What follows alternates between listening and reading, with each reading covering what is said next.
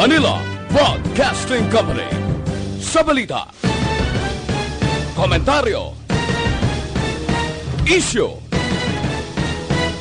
serbisyo publiko. Aksyon Radio. Sa Bacolod, Aksyon Radio. Aksyon Radio.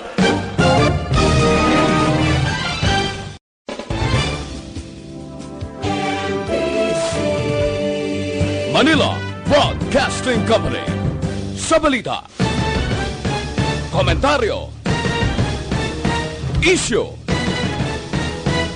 serbisyo publiko. Aksyon Radio.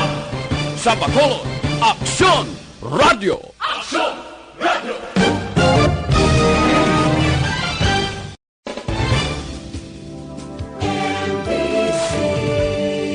Manila Broadcasting Company. Sa balita, komentaryo, issue, serbisyo publiko. Aksyon Radio. Sa Bacolod, Aksyon Radio. Aksyon Radio.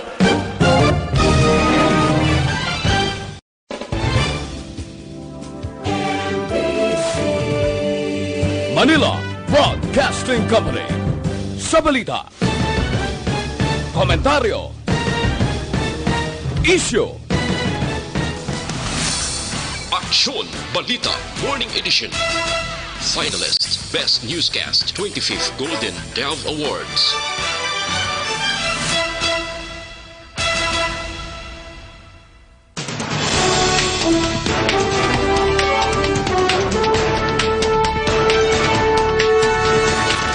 Para sa mga pahulong dinalan nung nakita sa mga balita lokal. COVID-19 survivor sa Western Visayas nagdangat na sa 24. BCPO ginsumiter na sa DSWD ang mga ngalan sa mga SAP kag 4-piece beneficiary nga nadakpan nagpanahor. Balita national, mga medical health workers sa Pilipinas infected sa COVID-19 nagdangat na sa masobra 1,000. Aplikasyon kag renewal sa passport magabalik na sa mga lugar nga ginpaydalom sa General Community Quarantine. Balita international, China nagpadala sang medical expert ag udisisaon ang ikaayong lawas ni North President Kim Jong-un. Balita sports, FIFA maghahatag financial assistance sa ilang mga miyembro nga apektado sang COVID-19. May nga Bacolod, may nga Negros Occidental, kag bugos nga Western Visayas, welcome na sa pagpangalagad sa Aksyon Balita Sunday edition. Ngayong adlaw Domingo, Abril 26, 2020. Sa gihapon ninyo tag balita, ini naman si Aksyon Dorel, Cabatu. Detalya sa balita lokal, pagkatapos gid lamang sini. Para labanan ang banta ng COVID-19 sa ating bansa, mahalaga ang kooperasyon ng bawat isa. Ang pananatili sa loob ng bahay ay isa sa pinakasimple pero pinaka-epektibong paraan para hindi kumalat ang virus. Kunwari, ikaw ang tuldok na ito. Malusog ka at malakas. Lumabas ka ng bahay. Ang hindi mo alam, may nakasalamuha ka ng may COVID-19. Tandaan, mahirap malaman kung sino ang may virus, pero madali itong maipasa sa iba. Pwedeng naipasa na pala niya ang virus sa iyo nung umubo siya o bumahin. O baka naman ay nahawa na dahil humawa kayo sa parehong bagay na kontaminado. Ngayon ay mayroon ka na rin COVID-19. Isa ka ng carrier na makakahawa sa iba. Dahil maaaring ilang araw pa bago lumitaw ang sintomas na ubo, sipon, hirap sa paghinga at lagnat. Pwede ring wala kang nararamdamang sintomas, ngunit nakakahawa ka pa rin. Pag-uwi mo sa bahay, maaari mong mahawahan ang iyong pamilya. Kasama na rito ang lolo at lola mo o ang mga magulang mo na may edad. Sila ang may pinakamahina na depensa laban sa virus. Ang mga may sakit sa puso, diabetes, high blood, at iba pang pre-existing conditions at mga buntis, mahina ang panlaban sa COVID-19. Kapag na-infect ang taong mahina ang immune system, posibleng magkaroon siya ng malalang karamdaman at kailanganing dalhin sa ospital. Sa patuloy na paglabas ng bahay at pagpunta sa pampublikong lugar, tinatayang maaari kang makahawa ng 3 pang tao. at sila makakahawa ng mas marami pang iba. 20% ng mga nahawa ay maaaring maospital at dadami ng dadami ito habang mas kumakalat pa ang virus. Bukod sa dumaraming COVID-19 patients, marami pang ibang may sakit ang nasa mga pagamutan. Ang mga pasyenteng malubhang-malubha na ang karamdaman, hindi na maaasikaso. Wala ring lugar para sa mga pasyenteng may ibang karamdaman.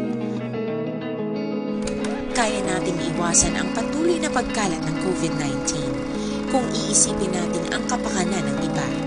Kailangan nating isipin at kumilos na parang bitbit na natin ang virus para hindi ito kumalat pa sa iba. Sundin ang social distancing. At hanggat maaari, manatili sa loob ng bahay. Kung talagang kinakailangang lumabas, panatilihin ang 1 metrong layo sa ibang tao. Maging malinis din sa katawan at sa kapaligiran. Parating maghugas ng kamay gamit ang sabon at tubig. At i-disinfect ang mga bagay na madalas hinahawakan. Ang mahalaga, mapabagal natin ang pagkalat ng COVID-19 para mas kakaunti ang mga kailangang magpa-ospital at mabawasan ang mga Pilipinong magkakasakit. Magiging epektibo lamang ito kung mananatili tayo sa bahay. Sundin ang social distancing. Isang maliit na sakripisyo para sa buhay ng kapwa nating Pilipino. Tulong-tulong tayo. Let's beat COVID-19.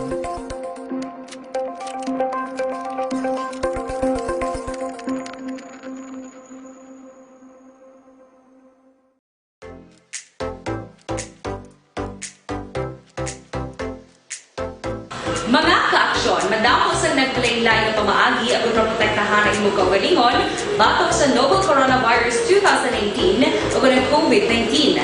Isa sa mga pinaka-importante ang regular, safe, and effective hand. Aksyon Balita Sunday Edition. Sa Aksyon! Lasay-say sa Aksyon Radio Philippine Standard Time. Pabalik sa Aksyon Balita Sunday Edition. Detalye na sa mga balita lokal.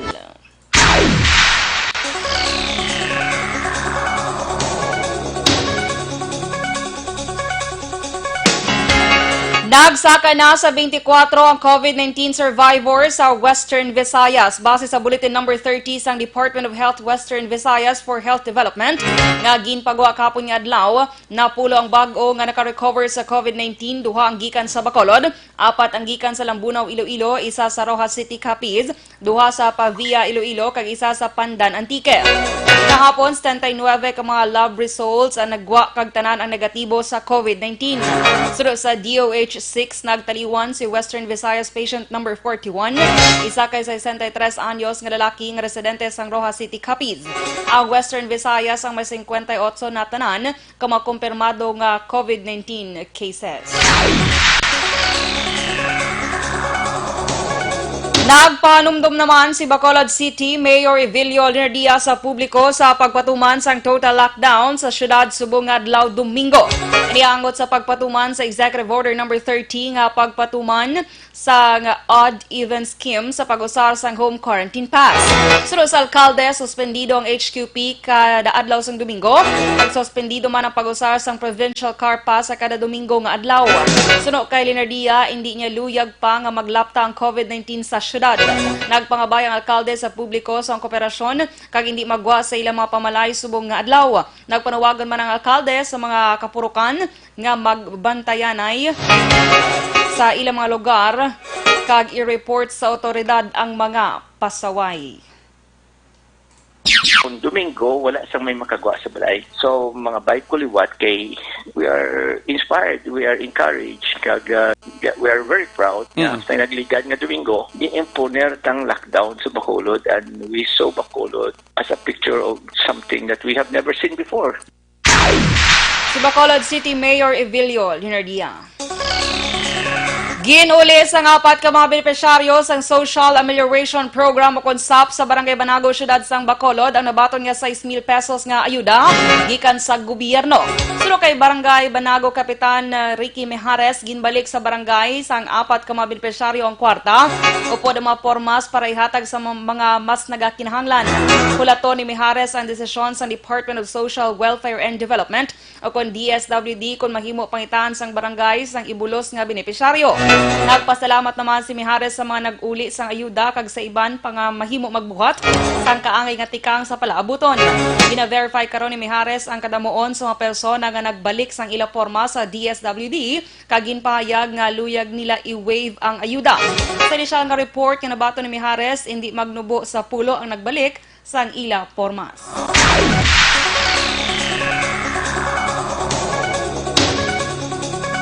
Ginsumiter sa Bacolod City Police Office sa Department of Social Welfare and Development kung DSWD ang mga ngalan sa mga SAP 4-piece beneficiaries nga nadakpan nga nagpanahor. Sunod ka Police Lieutenant Colonel Ariel Pico, Public Information Officer sa Bacolod City Police Office kung BCPO, ila ginatugyan sa DSWD kung ano ang pinalidad sa rang nila himuon sa mga nadakpan nga beneficiaryo sang SAP kag 4-piece nga nagpanahor. Pinakauli nga nadakpan ng 8 ka persona nga hampang sang tong-its kag pusoy sa Barangay Estefania.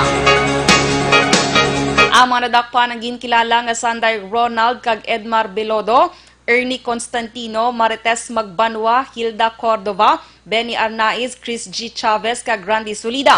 Sunod kay Pico ang 8 nga nadakpan nga nagpanahor ang mga benepisyaryo sang SAP kag 4-piece. Nagapabilin ang 8 sa custodial facility sang Police Station 4 matapos mapasaka ang kaso nga paglapas sa Presidential Decree 1602 illegal gambling kag enhanced community quarantine o kon ECQ.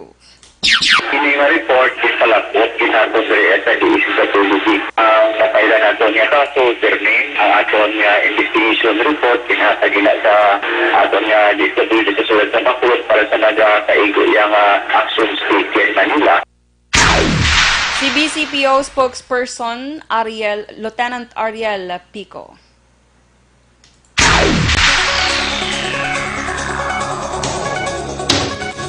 Ginpangabay naman ni Department of Social Welfare and Development Assistant Secretary for Specialized Program Ria Peñaflor sa mga opisyal sang barangay sa Western Visayas nga tumanon ang kriteria kag mangitpata sa pagdesisyon may kang tanan sa implementasyon sa nga Social Amelioration Program sang gobyerno. Ini kadungan sa pagsugilanon ni Peñaflor sa pila ka mga kapitan sang barangay sa probinsya sang Iloilo. Si Peñaflor ang nagtanyag man sang technical assistance sa mga barangay officials sa pagdetermina sang eligible nga pamilya nga makabaton sang 6,000 pesos nga cash subsidy. Hinguan sa Bacolod Exit Planning Team nga matapos na ang ila trabaho sa palabuton nga Lunes sa kontatlo kadlaw antes magtakop ang enhanced community quarantine o ECQ nga ginapatuman sa syudad sang Bacolod. Suro kay Councilor Archie Baribar, chairman sang mga grupo, damlag lang nagpatigay na sila sang meeting apang ini ang wala pa natapos bangod sang ila ginahulat nga rekomendasyon sang National Interagency Task Force nga muman ang manginbasehan sang ila himuon nga desisyon. Dugang pa ni Baribar, may pila na ka mga sektor ang sosyedad ang nagpalabot sa ilang mga sentimiento pagi sa miyembro sang exit planning team kag iyang mangin kabakin man sang pagatalakayon sa masunod nga pagsinapol.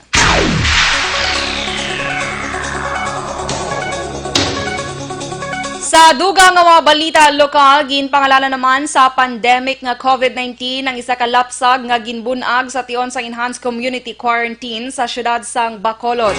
Ginbunag adlaw sang Lunes, Abril 13, 2020, alas 12:30 sang udto, si Baby COVID Marie T. Tupas sa Bacolod City Health Office. Sa interview sa Aksyon Radio Bacolod sa amay ni COVID Marie nga si John Joaquin Tupas, 23 anyos, ginpahayag sini nga ngalan sa ila bata ang ginrekomendar sang manghod sini nga si Mary Jocelyn Tupas. Tuyag ni Tupas nga paagi sa pangalan sang ila anak madumduman sa ulihi ang pandemic nga ginatubang sang pungsod. Ini ang una nga bata ni Tupas kag sang live-in partner sini nga si Colleen Tabesa, 20 anyos. Ginpabutsyag naman ni Tupas nga isa subong sa problema sang ila pamilya ang inubakal sang diapers ni COVID Marie. Si Tupas isa ka e-bike driver kag bangod sa ginapatuman nga ECQ LGBTQ, wala ini sang iban pa nga pangitaan, samtang wala naman sang trabaho ang live-in partners ini. Sa may mga bulawanon nga tagipusoon, nagapangay man sang bulig ang pamilya ni Baby COVID Marie, kag pwede ini ipaagi sa Aksyon Radio Bacolod.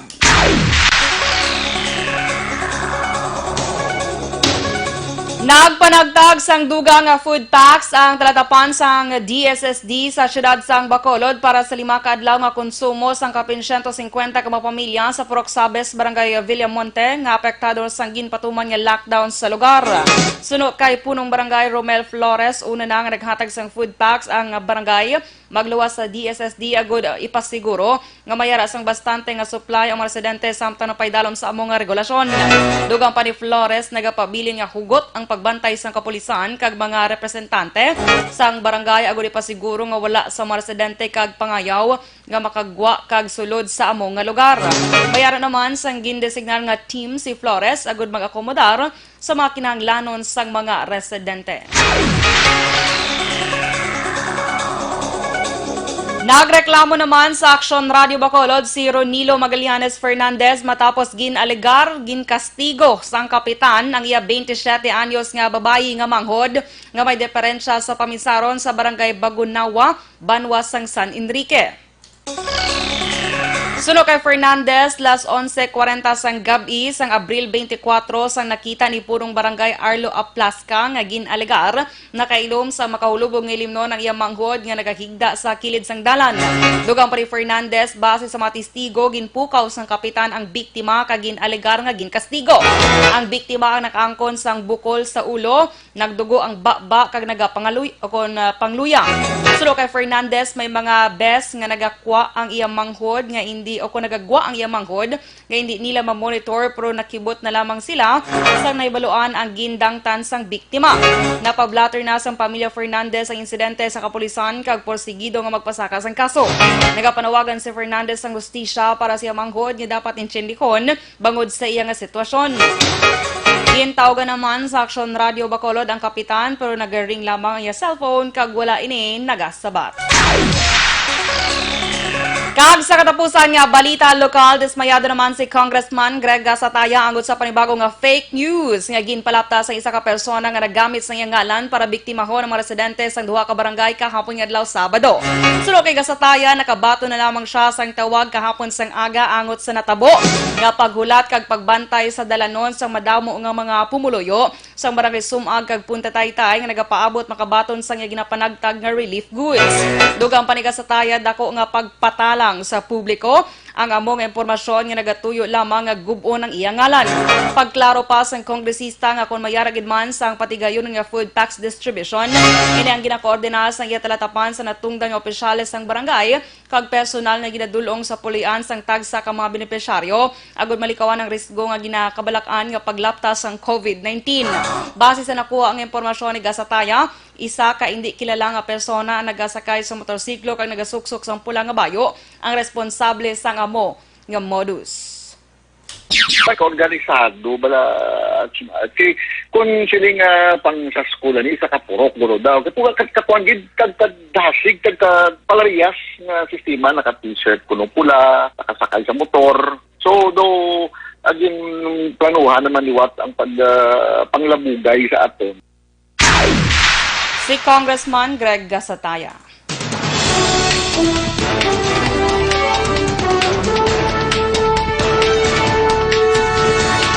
Sa mga balita national, mga medical health workers sa Pilipinas nga infected sa COVID-19 nagdangat na sa masobra 1,000. Aplikasyon kag renewal sa passport magabalik sa mga lugar nga ginpaydalom na sa General Community Quarantine. Detalye sa balita national pagkatapos gid lamang sini.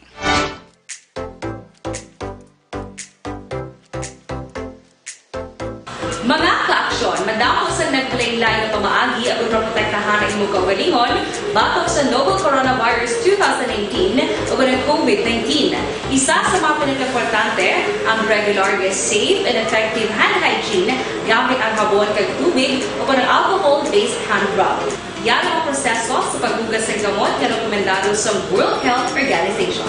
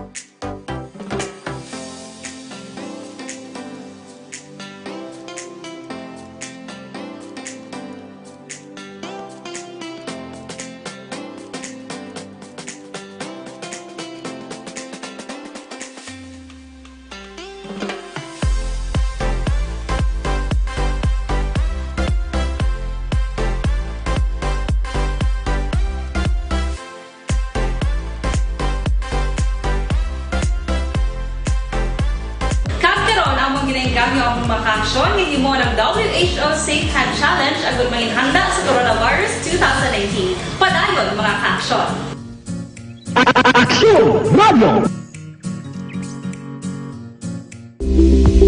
Ito ka mga importante nga mapamagi agud mapungga ng paglaptas ang Coronavirus Disease 2019 o kung COVID-19 sunod sa World Health Organization o kung WHO. Una, ugalion na masami nga pagpanghugas ang kamot agud mapasigurong katinlo sa kaugalingon. Ikaduha, likawan man ang masami nga pag-uyat sa ilong kamot kag baba. Ikatatlo, tapunan sang tisyo kung kamot ang baba kung ginaubo. Ikaapat, likawan ang pagpadulong sa mga lugar nga masami ginatipunan sang publiko. Ikalima, magtiner sa puluyan kung hindi mayong kondisyon sang lawas ilabi na kung nagabatyag sang hilanat kag ubo. Ikaanom, kung naga-eksperyensya sa hilanat ubo o kung kabudlayan sa pagginawa. Gilayon nga magpakonsulta kung magpangayo sang panugyan gikan sa isa ka doktor. Ikapito, tingwaan nga mangin updated sa balita kag mga impormasyon angot sa COVID-19.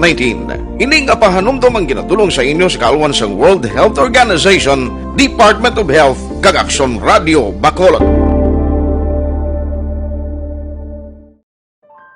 Oratio Imperata. God our Father, we come to you in our need to ask your protection against the 2019 and coronavirus that has claimed lives and has affected many. We pray for your grace for the people tasked with studying the nature and cause of this virus and its disease, and of stemming the tide of its transmission. Guide the hands and minds of medical experts that they may minister to the sick with competence and compassion, and of those governments and private agencies that must find cure and solution to this epidemic. We pray for those afflicted. May they be restored to health soon. Grant us the grace to work for the good of all and to help those in need. Grant this through our Lord Jesus Christ, your Son, who lives and reigns with you in the unity of the Holy Spirit, God forever and ever. Amen. Mary, help of all Christians, pray for us. Saint Raphael the Archangel, pray for us. Saint Roch, pray for us. Saint Lorenzo Ruiz, pray for us. Saint Pedro Calungsod, pray for us. Orat. Ikalat ang totoo, mga dapat alam mo na sa COVID-19. Ang mga hakbang upang maprotektahan ang sarili laban sa COVID-19. Ang mga payong ito ay maaring sundin ng lahat, ngunit napakahalaga ng mga ito kung ikaw ay nakatira sa lugar na may COVID-19. Hugasan ng madalas ang inyong mga kamay, iwasan ang paghawak sa iyong mga mata, ilong at bibig, takpan ang iyong bibig pag-uubo at babahing, iwasan ang matatao na lugar at malapit na pakikipagsalamuha sa taong may lagnat o ubo. Manatili sa bahay kung ikaw ay may sakit, kung ikaw ay may lagnat, ubo at hirap sa paghinga, magpakonsulta agad, ngunit tawagan muna ang doktor o ospital. Kumuha ng impormasyon sa mapagkakatiwalaang otoridad. I-viral, ikalat ang totoo, mga dapat alam mo na sa COVID-19.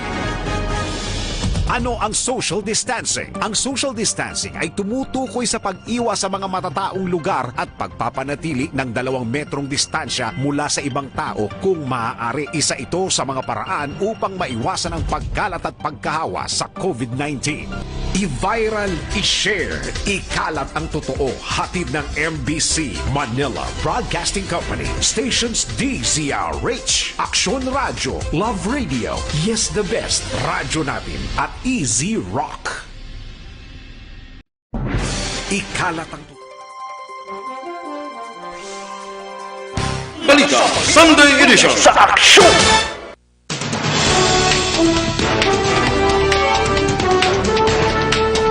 Size 24, Aksyon Radio, Philippine Standard Time. Pabalik sa Aksyon Balita Sunday Edition. Detalye na sa mga balita national.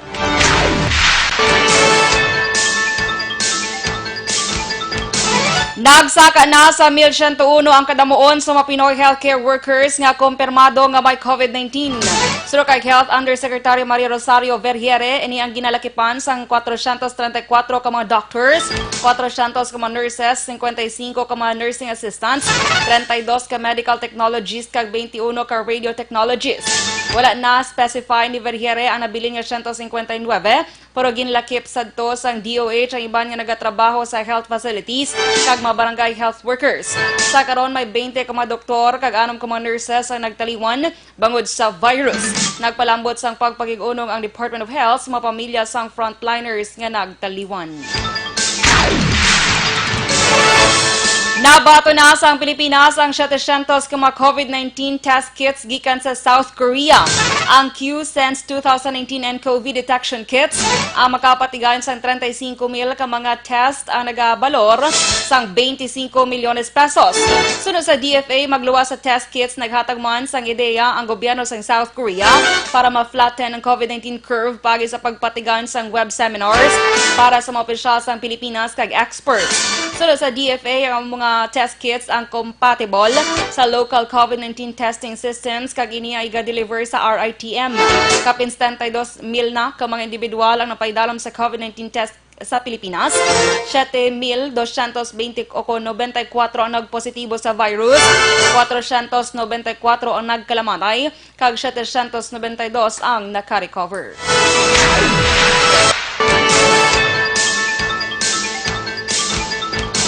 Ginpahayag naman ni PNP Chief General Archie Francisco Gamboa nga nagtukod siya sang top-level study group nga mga mag-draft sang mga tikang nga ma-adapt sang PNP sa pag-implementar sang General Community Quarantine kag Enhanced Community Quarantine sa mga lugar na gin-identify sang gobyerno. Gin-assign ni Gamboa si PNP Chief of the Directorial Staff, Police Lieutenant General Cesar Hawthorne Binag bilang tagpamuno sang grupo.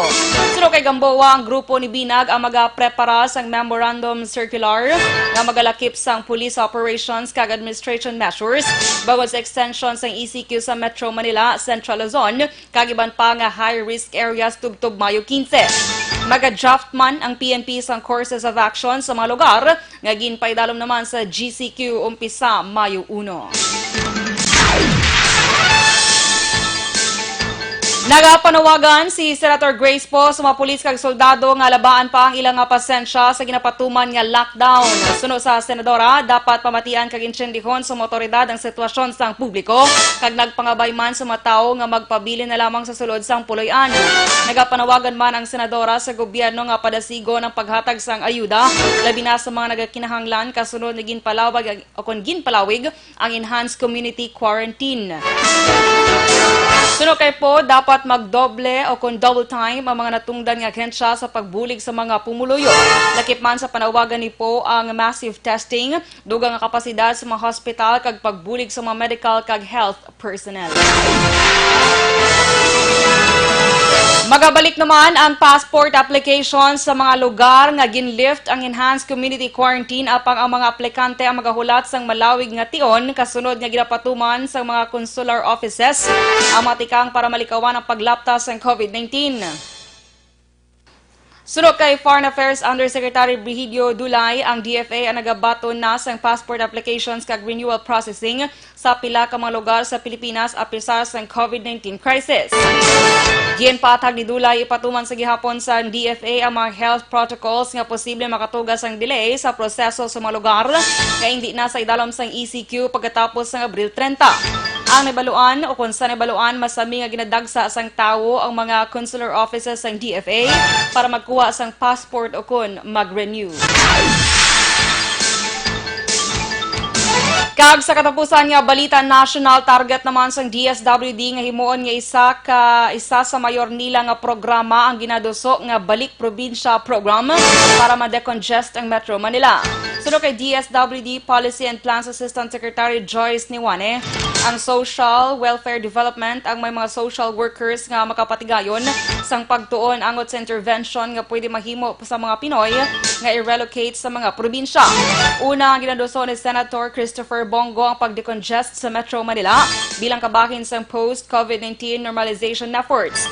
Sunod sa Senador, ang Balik Probinsya program ang isa ka long-term solution agud malikawan ang iban pa nga outbreak sa palabuton kag makaresponder sang mas maayo ang mga LGU sa Metro Manila sa health crisis. Ginpaathag ni Niwane sa pagpatuman sang programa kinahanglan ang case study sa hibalo Kon ang mga relocators sa mga rural nga lugar ang may palangabuyan. Sunod sa DSWD, hindi matabo ang decongestion kung wala sang maayong oportunidad sa mga probinsya.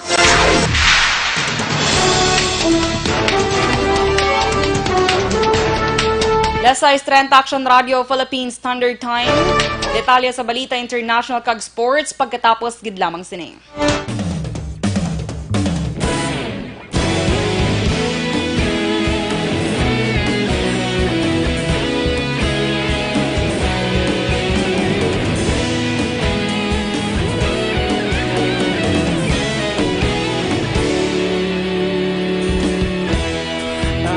Yung banwa, mabugaw nga hangin nagadapyan na ikaw nang ginapamatian namon ginasandigan.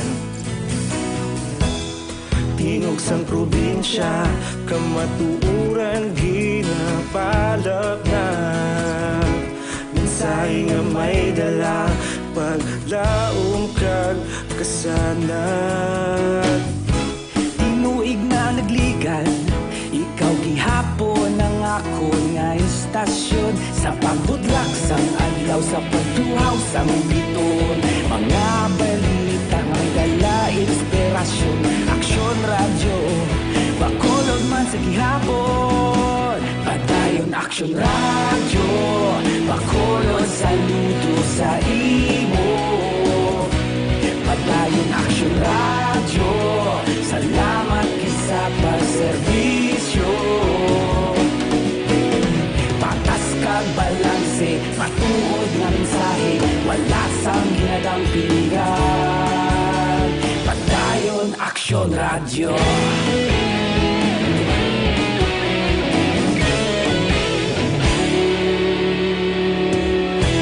Pagkolon kag negosanon, inyong pamatian.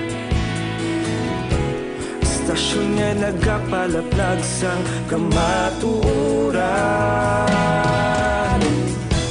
Mabakod nga prinsipyo, reporter handa sa serbisyo. Kahapon, karon kag sa gihapon, kita magapadayon. Tinuig na nagligan, ikaw gihapon ang ako nga istasyon sa pagbutlak sang adlaw sa pagtuhaw sang biton. Mga balita na may dala inspirasyon, Aksyon Radio, bakolon man sa gihapon. Madayon Aksyon Radio, bakolon Sunday edition sa Aksyon!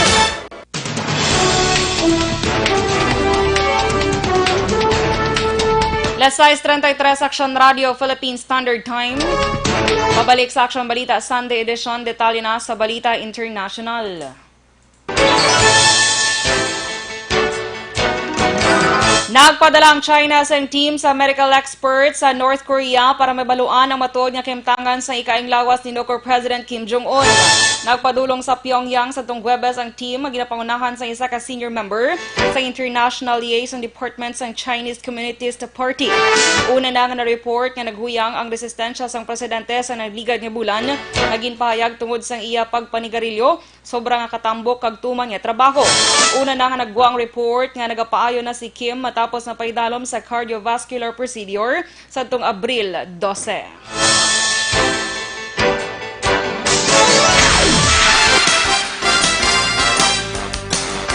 Kag sa ato naman nga sports balita, magabaton sang bulig pinansyal ang Philippine Football Federation gikan sa FIFA, ang governing body sang football. Ay matapos nagpagwa ang FIFA sang $150 milyones nga financial assistance sa mga miyembro sini nga naapektuhan sang coronavirus pandemic.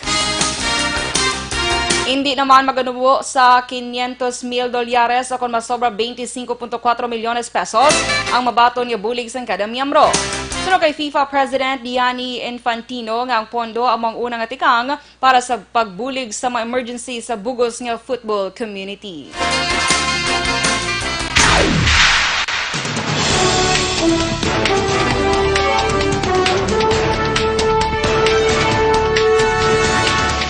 Kag inyo nabatian ang bugos nga detalya sa Aksyon Balita Sunday edition karong adlaw Domingo, Abril 26, 2020. Salamat sa inyo pag-upod sa akon mga ka-aksyon. Good morning, stay home, keep safe. Subong adlaw, total lockdown, wala sa makagwa sa pulian. So, magsunod kita sa layikag sa kapulisan. Di naman si Aksyon Dorel Cabatu. Una sa balita, una sa Aksyon. Sa Bacolod, Aksyon Radio.